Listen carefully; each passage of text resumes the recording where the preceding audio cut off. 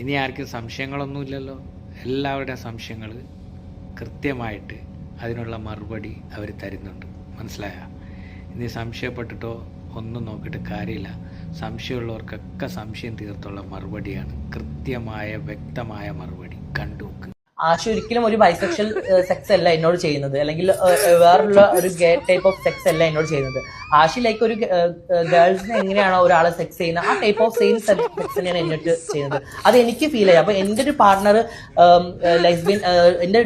Lesbian ആണോ അല്ലെങ്കിൽ ഗേ ആണോ അല്ലെങ്കിൽ ബൈസെക്ഷൽ ആണോ വാട്ടവർ എന്തെങ്കിലും അതർ ക്യാരക്ടർ എനിക്കാണല്ലോ പറയാൻ പറ്റുക.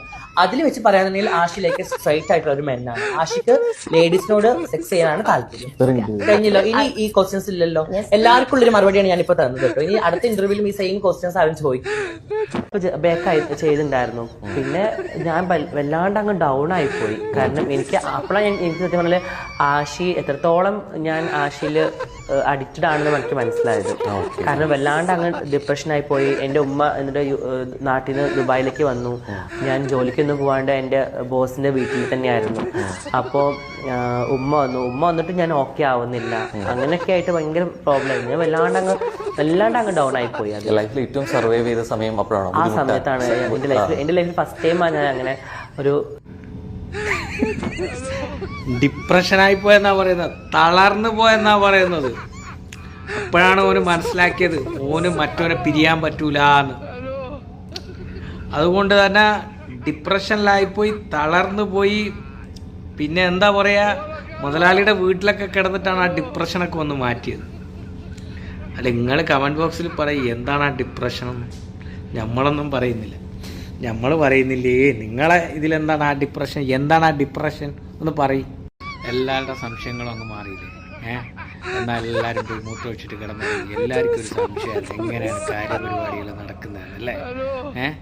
മറ്റേ തിളക്കത്തിൽ ദിലീപേട്ടൻ അച്ഛൻ ചേട്ടനോട് പറയുന്നു, അച്ഛൻ്റെ കാര്യങ്ങൾ എങ്ങനെയാണ് നടക്കുന്നത്? എന്ത് കാര്യങ്ങളാ? അല്ല വെപ്പും കുടിയും.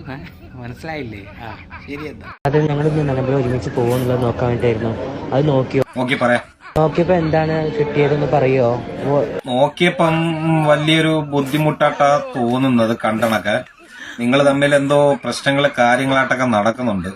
ബാക്കി ഞാനൊന്ന് വിശദമായിട്ടൊന്ന് നോക്കിയിട്ട് ഞാൻ പറയാം. നമുക്കിടയിൽ ഇപ്പൊ ചെറിയ ചെറിയ പ്രശ്നങ്ങളൊക്കെ ഉണ്ട്. ഈ പോകുന്നാണോ പോകൂലെന്നാണോ കിട്ടിയത്?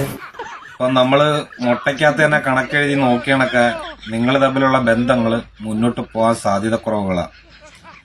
അവന് ഈ കോൽക്കളി കണ്ടെന്നും കണ്ട് മടുത്തു കിടക്കും.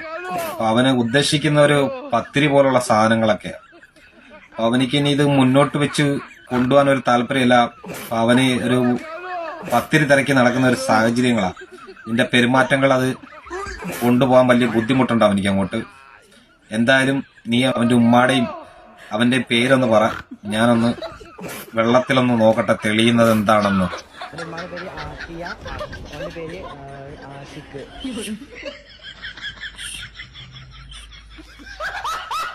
ആ വെള്ളത്തിൽ നമ്മളിപ്പോ തെളിഞ്ഞു കാണുന്ന ജാസി, അവന്റെ പുറയിൽ ഒരു പെണ്ണിനെ നമ്മൾ കാണുന്നത്. അവന്റെ ഉള്ളിൽ എന്തോ കൊടുത്തിട്ടുണ്ട്. അത് നമുക്ക് പുറത്ത് അവനെ കൊണ്ട് ഛർദ്ദിപ്പിക്കണം. എന്നാലേ നിങ്ങൾ തമ്മിലുള്ള കാര്യങ്ങൾ ഇനി മുന്നോട്ട് പോകത്തുള്ളൂ. അതുവരെ ഇതിങ്ങനെ എന്തെങ്കിലും തെളിയും അടിയും വഴക്കും. അടിയൊക്കെ കഴിഞ്ഞ് പോയ ലക്ഷണങ്ങളൊക്കെ കാണാറുണ്ട്. അങ്ങനെ കഴിഞ്ഞു കാണുമായിരിക്കില്ലേ?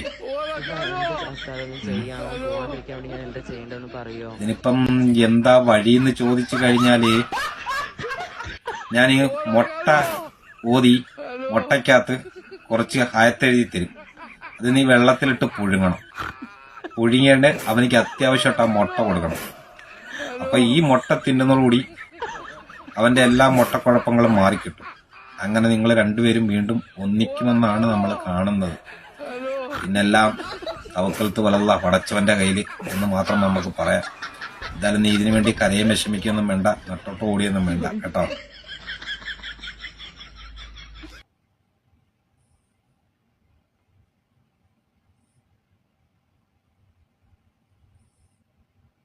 എന്താ ഉസ്താദേ പറയണത്? ഒന്ന് നോക്കി പറയോ?